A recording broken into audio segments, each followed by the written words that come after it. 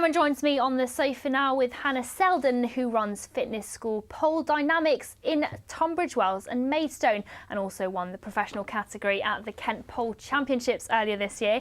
So Hannah, how did you rate Cameron's abilities? Oh, he's showing brilliant potential, I think. Far too kind. First session, top game. And as discussed in the package that we just saw, pole's previously been recognised as a sport. Why does it deserve that status, do you think?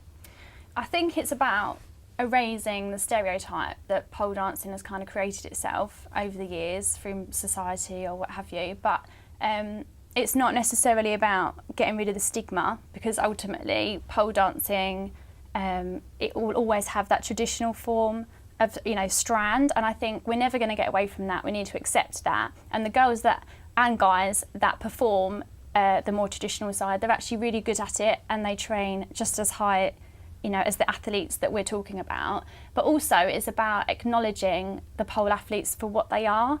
They go through the same training process as volleyball players, gymnasts, that kind of thing. They, blood, sweat and tears go into routines and tricks and combinations that they're trying to get. They incur the same injuries, but yet when a pole dancer introduces themselves, they don't always get that acknowledgement as maybe a gymnast would. So I think it's more about them becoming more understood, more acknowledged for what they do.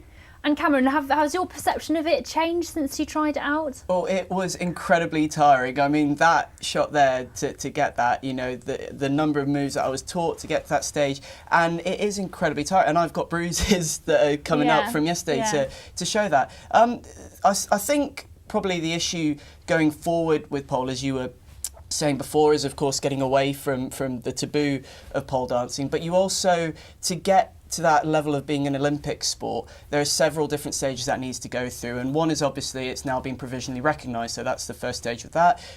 It's the International Pole Federation as part of the World Anti-Doping Agency, so it's got that tick. But there needs to be at least 50 international federations, and pole so far only has 20, so there's a lot that needs to be done to widen its appeal, gain accessibility for people in terms of grading and routines. So it's going to be interesting to see how that moves forward. And Hannah, do you think it has a chance of becoming an Olympic sport? Oh, totally, yeah. It's got the potential there, I think, and it's really exciting to see where it's going to go.